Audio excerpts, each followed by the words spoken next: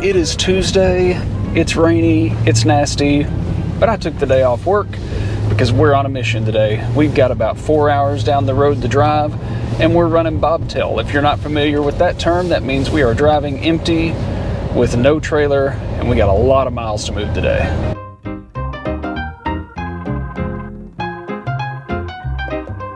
Today is a little happy, little sad, because today is Big Blue's last ride.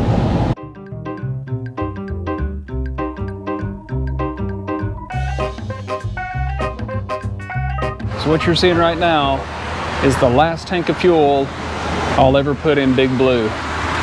It's a sad day. We're just shy of 98,000 miles, and we've decided it's time for a new truck. Now I know what you're thinking. You're probably thinking you've had those check engine lights and a couple of things going on. I can tell you for sure that's not why we're trading the truck. I've been running it around since we did the PCM reboot. I've been checking the codes after our trips, including a fresh check before I left out here. It's not throwing any more codes, no more misfires, no more strange noises, so the truck is good to go. But again, 98,000 miles, it's our only vehicle. We travel full time. We're out of warranty, so we're totally exposed to anything that may go on. So we're gonna go ahead and bite the bullet and get a new one. You guys are probably wondering, what are we going to get? But you're gonna have to wait about 4 more hours my time, just a few more minutes your time to find out. You know I gotta give a teaser. You guys know how much I love trucks. I remember the good old days when you bought a new car or truck and you got a free tank of fuel with it. That doesn't happen anymore. I think the last time I had any fuel added to a vehicle was when we bought our new Expedition back in 2020, and I think they put like 10 gallons in it. They're gonna give us just enough to get off the lot. Are you as excited as I am? If I'm being completely honest, I don't care. I haven't been able to get excited about a vehicle ever. I think our Honda Pilot, I did like it. I like its practicality, but I just don't care. I really don't care. I'm glad that you're excited though. It's been such a good truck, and we had all the doubters that kind of got on us about pulling our rig with the gas truck, and I've had a really good experience with this truck. We're gonna dive in just a little bit later on, and we'll talk about kind of our full experience with the truck over 98,000 miles, what we did to it, what we didn't have to do to it, what we liked, what we didn't like. But for now, we got a hammer. We got people waiting on us.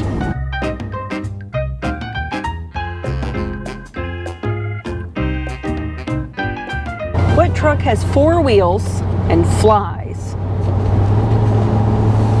A garbage truck. Oh, 4 wheels and flies. How have we gotten through this whole trip without any mom jokes? I always dread new purchases because Cody's gets locked in and his little brain just Little brain? We're talking about little brain. I at least have a medium-sized brain. Yeah, he has a big brain and it's constantly doing this Calculations. The guy doesn't sleep. He'll wake up from a nap and be like, you know, I was thinking. And I'm like, when were you thinking this? I have some of my best thoughts and ideas during naps. I'll wake up and be like, there it is. It doesn't stop. So I'm happy to finally be doing this and making a decision. New vehicle, new process. Anytime you change something with equipment, it's a little nerve-wracking. It's a little nerve-wracking, but for anybody who's wondering in the audience, Angela did bless this purchase. This was not just Cody going out on a whim and buying something. Help me, he's got me hog-tied. I'm kind of in the mode of let's keep one a little bit newer, let's keep it under warranty and keep our maintenance costs low. I know I'm gonna need another set of tires soon.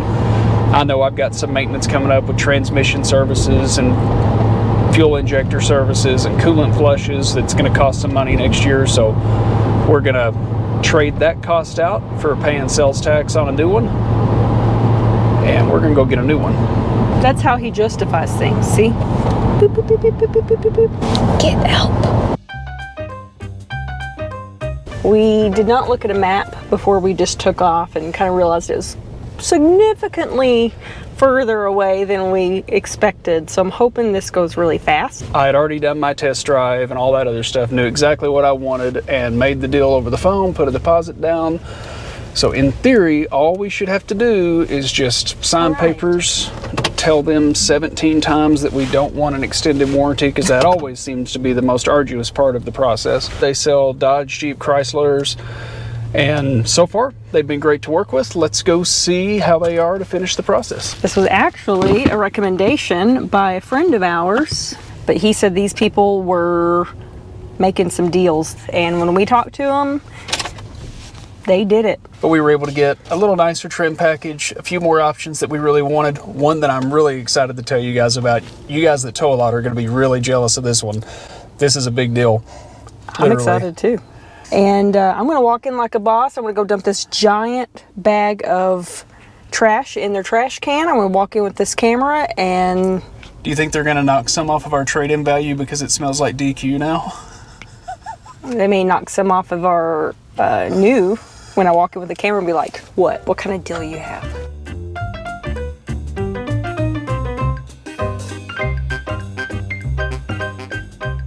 Blue has been a really good truck, and I'm gonna miss her. I'm kind of sad.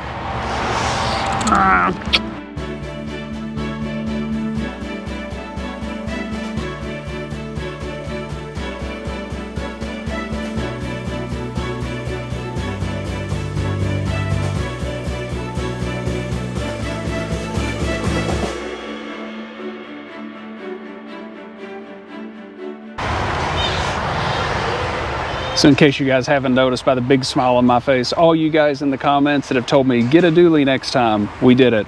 Get a long bed next time, we did it. And I've had a ton of people reach out to me in the comments and recommend the Ram with the Cummins. I've had a ton of good comments about that. Nothing against Ford, and I'll get into later why we decided to go with the Ram. But we drove one, we loved it, the deal's right.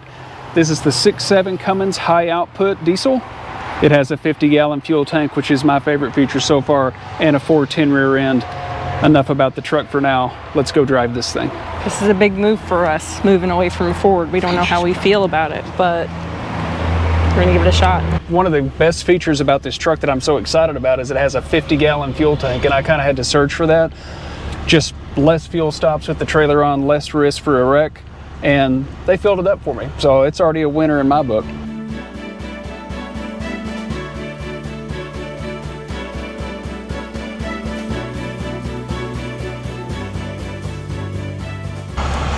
About to test drive her? Yeah. The diesels sure aren't what they used to be. There was a time you couldn't hear each other talk in the cab back in the day.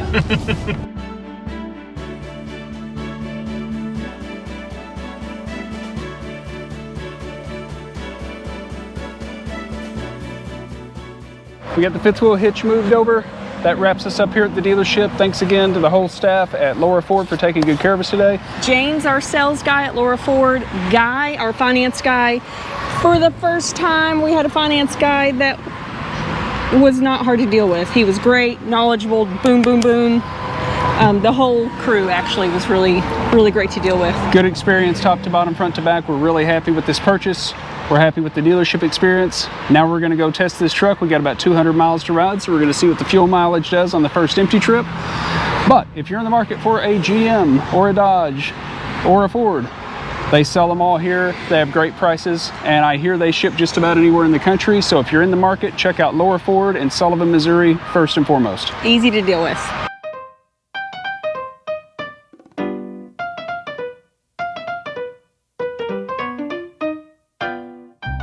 Can I get a ride? Do you want to ride in this truck? Well, let's go.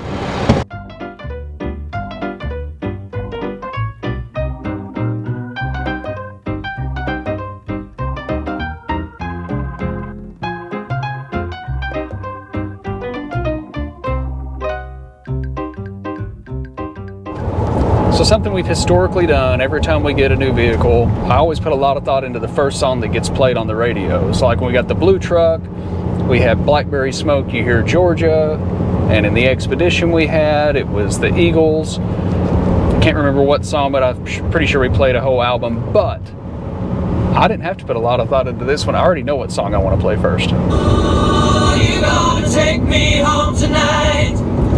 Oh.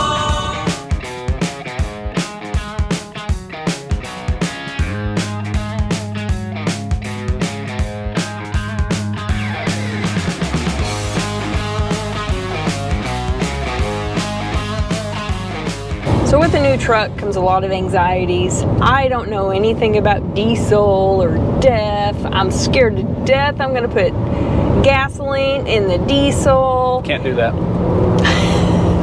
I'm a little anxious around curves. It really isn't as bad as I thought it would be. We have some friends that have dualies and have reassured me that as long as my mirror's clear, the dualies will clear. I just have to learn it. We got a fat bottom girl now to drive. I name everything. I can't think of anything clever about a gray dually truck. So if you guys have any ideas, let me know in the comments. I may come up with something tomorrow, but right now I need a little bit of help. And not Ford isn't gonna cut it. Yeah, right now I've just been calling it not a Ford, and so far I'm impressed. They filled up a 50-gallon fuel tank and filled up the DEF. Our dogs are not going to be happy. This is the longest they've had to stay in the camper by themselves in a long time.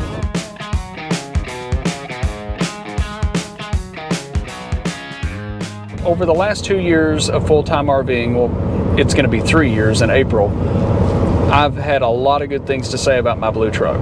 We had the blue 2022 F350 with the 7.3 gas. That was a great truck. Minus the spark plug issue, I only had to do one other repair, and that was a rear pinion seal, which was about 300 bucks. We worked that thing to death. Over 40% of our miles, we had the rig behind us. If I didn't think I would buy a bigger RV, I could have just bought the same truck again. However, there are a couple of reasons that we went with the diesel. One being that when it comes time for a new RV, I want to go bigger. I don't know if that means 40 foot, 44 foot, 45 foot, I don't know. But I'm thinking it'll be north of 40 foot, in which case, in my opinion, I want to have 2 more tires on the ground back there to control everything really well. And I wanted to do diesel because sometimes you guys have seen in our videos, getting in and out of normal gas stations with a truck and trailer, especially when you're as big as we are, can get kind of tough, get kind of tricky, and we have to be really selective on fuel stops. So this will allow us to go with the Open Roads fuel card program. I can buy diesel and DEF in the trucker lanes, and that's going to simplify things for me quite a bit. And with the 50-gallon fuel tank, I probably won't be stopping a lot on travel days to top off with fuel. And as far as the Ford, Dodge, Chevrolet conversation goes, I've been loyal to Ford for my past 3 new vehicles. Ford's treated me great. It's never left me on the side of the road, and I love Ford, and I still think that's the prettiest heavy-duty truck on the road. It's the nicest to look at by far. I'm a little bit brand loyal, but only to the extent that it serves me, and Ram actually wants to sell trucks. They have factory incentives. They have some interest rate deals going on. You can tell in their pricing, they actually want to sell these things. And the last time I was at a Ford dealer and looked at a $96,000 truck, and they said, yeah, you're paying the sticker. This was a very cost-effective way to do things, and a very nice way to do things while being cost-effective. But what I will say is, Laura Ford gave me an incredible deal on my trade-in. Better than I expected. 1. And 2, they made me an incredible deal on this truck, which was better than I could get anywhere else in the US. I looked online or tried to shop or talk to dealers. This is a Bighorn Ram. I'm really not familiar with their trim packages, so it's got everything except for leather seats, which we usually don't buy anyway. It's got more than we need, and it was about $15,000 cheaper than what an XL Ford was going to cost me. So I was going to go to a diesel Ford and have not nearly as nice of a truck as what I already had, and it was going to cost me $15,000 more than the Ram. I had to try one, and so far I love it. It drives great, tons of power. I've talked to a lot of people in the comments that have said great things about them. Everybody I've bumped into in a campground pulling a rig with a Ram, I've asked a million questions to. It seems like they're pretty solid, and we know, Ford has their issues too with the CP4 fuel pumps. That was a big determining factor to think that I'm going to pay all this extra money for the luxury of driving the Ford, and at some point I might have to lay out $5,000 or $10,000 for a blown up fuel pump. I just couldn't see it, and honestly, I like this truck. Maybe the best decision I've ever made. It may be the worst truck I've ever owned, but you guys are going to find out right along with me, and you know by now I'm going to give you the down and dirty on what this thing will and won't do. It's a pretty smooth ride. I have to give it to Ram for that.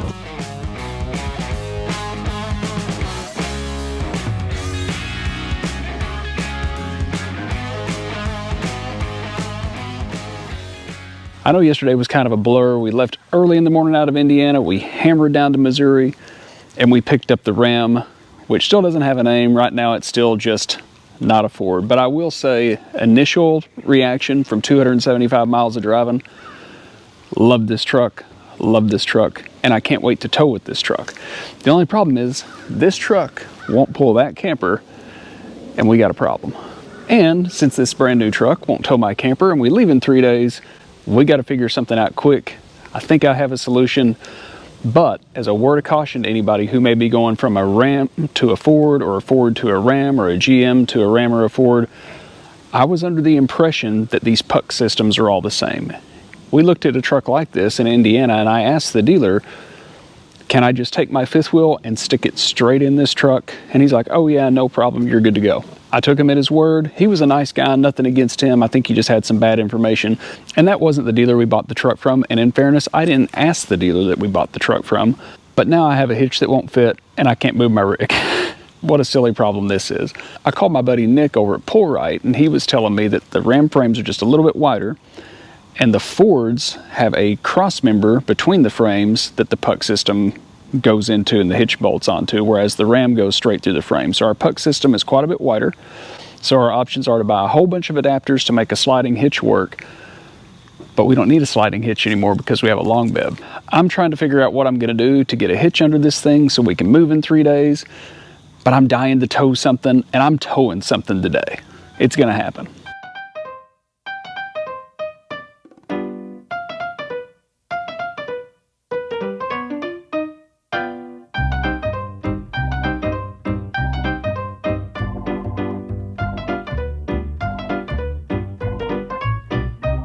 All right, tomorrow's travel day, but we're getting our hitch situation resolved. I talked to Nick earlier this week about our Super Glide not fitting in the new truck because the pucks are different on the Rams, and he said, no problem, come up here, we're gonna get you taken care of. So we swung in, and we're gonna get us a new OEX fifth wheel hitch. If you're working with a short bed, I wouldn't hesitate for a second to go back with the PULLRITE slider hitch. It's been phenomenal, but there's a reason why that one's one of their most popular. When it came time to pick a hitch to put on, we didn't bat an eye. We knew it was PULLRITE all the way, between the quality of their product, their customer service, and their family-oriented customer culture. We had to go back with a PULLRITE. You guys saw us do the ball and coupler OEX option, which Cody loved, but with our transportation background, your comfort level's your comfort level. But with the long bed, we're gonna go to more of a fixed fifth wheel hitch setup and get a lot of our bed space back, and we're gonna cut a lot of weight off of our hitch. And this one, I can actually help lift. This is true.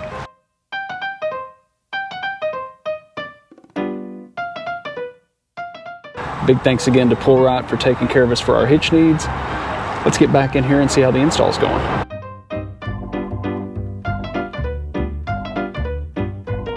With the hitch issue resolved, now it's time for us to fill her up for the first time. What I do remember from driving diesel trucks is you get that stinking stuff all over your hands, so I threw a few rubber gloves in there.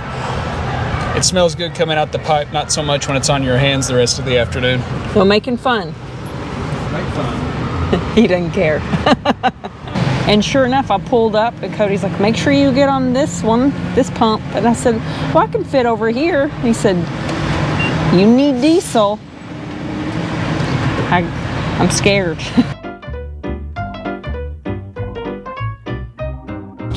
How much was it? $147.05. Ooh-wee. 50-gallon tanks are awesome until you have to fill them up, which we weren't totally empty, but we do have travel day tomorrow, so I thought I'd get ahead of it. We got to go to Illinois tomorrow, and we know fuel's more expensive there than a lot of places in the Midwest, so we're going to fill up here, and then we shouldn't have to buy fuel in Illinois. And if we do, we'll buy just enough to get over the line into another state where it's cheaper when we leave.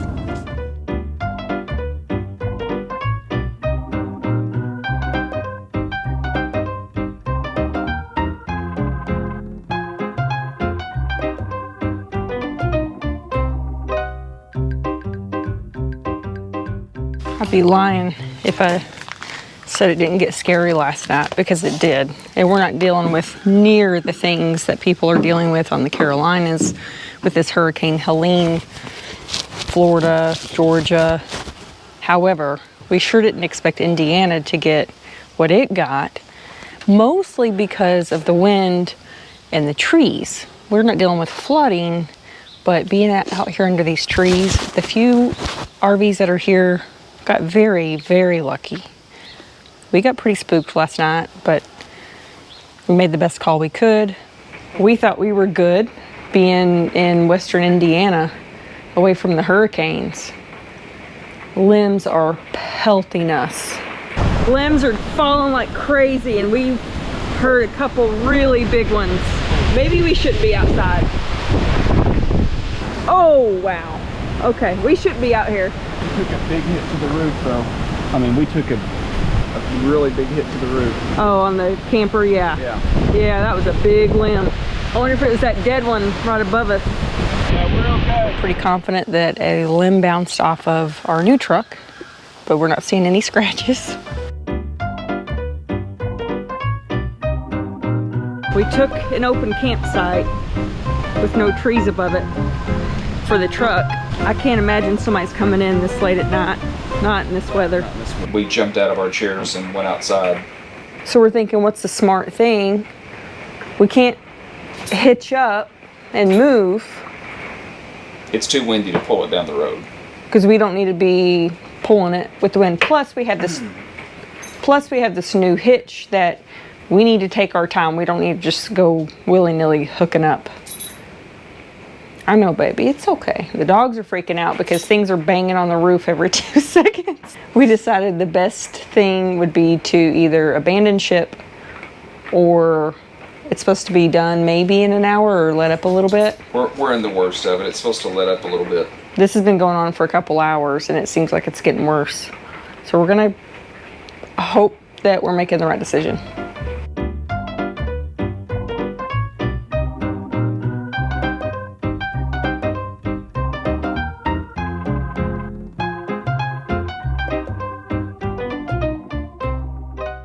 Cody got up on the roof this morning, checked out the roof. As far as we can tell, we're okay. Time will tell on that. We'll just have to really go over it with the fine-tooth comb. We, along with 100,000 other customers, are out of power in the state of Indiana.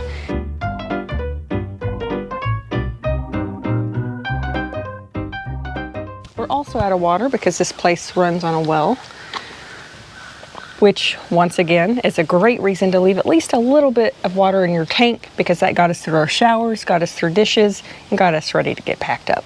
Yeah, and we're still not out of water. We got a little bit left. Like she said, I got up this morning, checked out the roof. I had to sweep the roof to inspect for damage because half the forest was on top of the roof. You can see we got our new PULLRITE OEX 25,000 pound hitch. I'm really excited to hook up and tow with this thing. Something interesting to note on this, since we're talking about the hitch, I'm going to show you just a couple of things.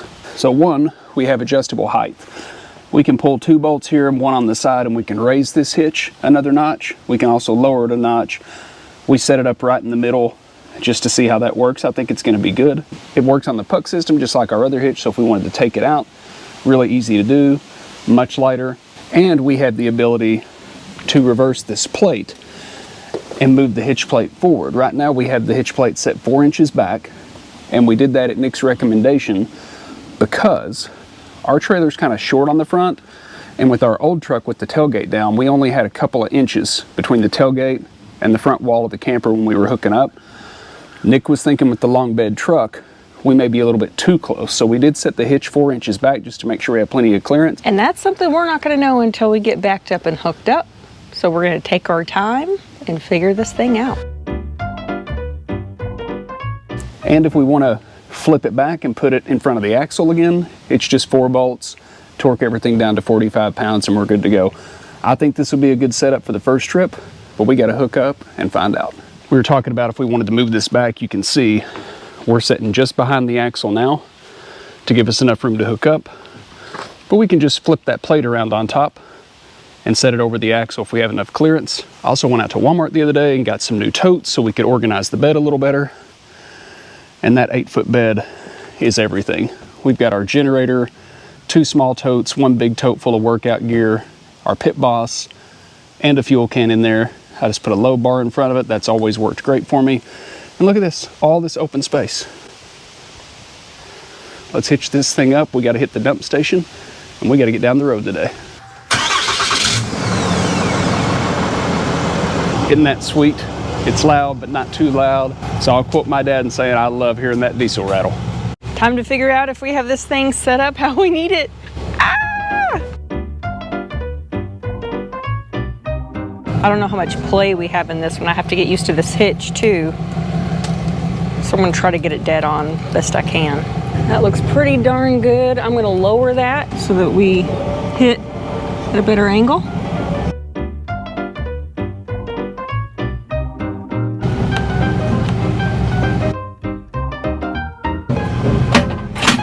Nice. I will say that I will most likely move this hitch forward if I can get away with it, because look at all the distance between the truck and the trailer. That's going to catch a lot more wind. You really want to get the nose of your trailer as close to the cab of the truck as you safely can without risking damaging a window or something like that, because this whole air gap right here just lets air go over the truck and hit the trailer. So it could be a fuel mileage killer just a little bit. So if I can scoot this forward 4 inches, it might help with fuel mileage, but we're going to get through the first trip, see how it goes. We got pretty great clearance. Oh yeah, we've got at least 6 or 7 inches. That'll be good if we get into That's a perfect. dip or... Yeah, we've got a lot of flex. Awesome. New truck, new hitch, different positioning. So when we come out of here, Ange, I want you watching this as I swing. Make sure it's not going to get into the side bed of the truck. Yeah, because that could be bad. Another good reason to go forward. I think we're probably okay, but I do want you to watch. Okay. Give her a tug test. Make sure our brakes are working.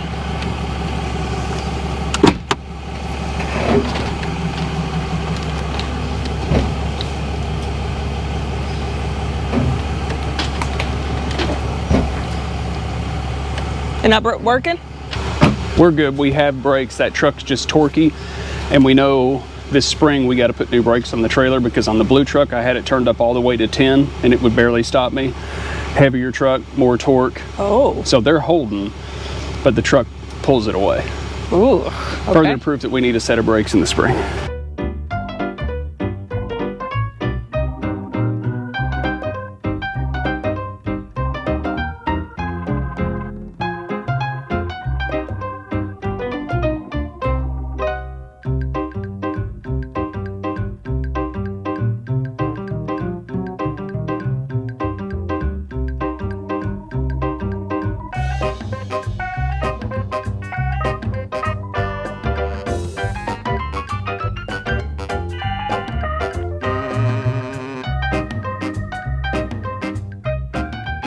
All right, we're hooked up, we have dumped, and we are out on our first tow trip. I will say, you know, we drove a long way down to Missouri to get the truck, and then we drove from Waveland, Indiana up to Mishawaka and back to get the hitch put on. The book says there's no break-in period on the engine, so I didn't need to drive any certain amount of time before I hooked a trailer to it and towed it, which was nice.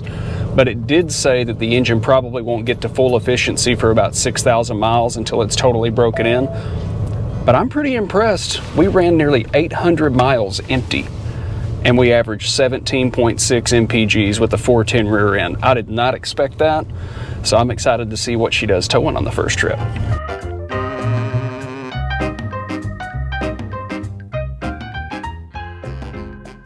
Going up hills, this thing's not even downshifting. It's just like the turbo will kick into like 5 PSI, and it just kind of, like my dad used to say about his old Ford Power Stroke, she walks like a tomcat. We're about to go under a 13.6 bridge, which we should clear by a few inches, no problem. But it's just kind of registering with us a couple things. One, this one dips down. Okay, we made it. We need to measure our rig with this hitch. And the truck. And the truck. We need to get on flat ground, flat level ground, concrete site. Now, our rig measures out 13.2 with the blue truck underneath it. And this one might ride a little bit higher, but it also probably squatted a little bit when we set the hitch down since I don't have airbags yet. So I'm gonna guess we're probably still within an inch of where we were before, and I keep the GPS set on 13.6. So sure we're safe, but the first bridge we came to was 13.6 and we both went, ugh. I like the exhaust brake too. I'm just gonna use it going through town like. It's not like a Peterbilt with straight pipes where it's pop, pop, A pop, Jake pop, brake. pop, pop, pop, pop. I mean, it is a Jake brake. It works the same way. You can turn it on, or you can turn it to the automatic smart brake where it adjusts how much pressure it applies. I just have it on now. I haven't really messed with the smart brake yet, but yeah, I'm digging it.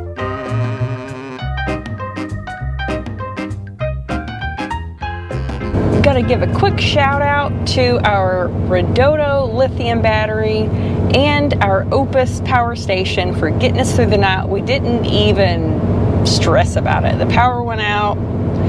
We wouldn't have known if the TV wouldn't have went off. I think Battery held our camper, and then we used the OUPES power station to keep our phones topped off. Cody kept his work laptop topped off, and I know you guys were worried about it. My blow dryer this morning. and your hair straightener. My hair straightener. The important things. Kind of took care of everything. We did buy an extension cord because our microwave only has a cord on it about that long that plugs in. So we bought a small household extension cord to leave inside so we could plug the microwave into the OUPES, but we misplaced it in size. Angela said, "Where's that extension cord you bought?" She's like, "Somewhere special." Which Somewhere just very means she special. doesn't know where it's at. I don't know what I did with it. So we didn't use the microwave. We had some food. We just warmed it up on a skillet. But had we have found that extension cord, we could have ran the microwave.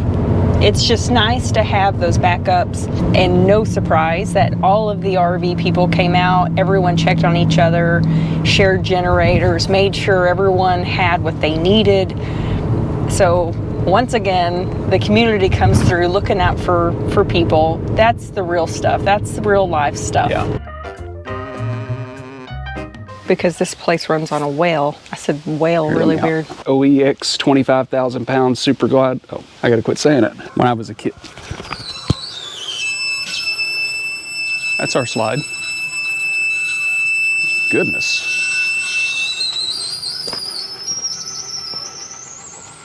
That was a terrible noise coming out of the slide.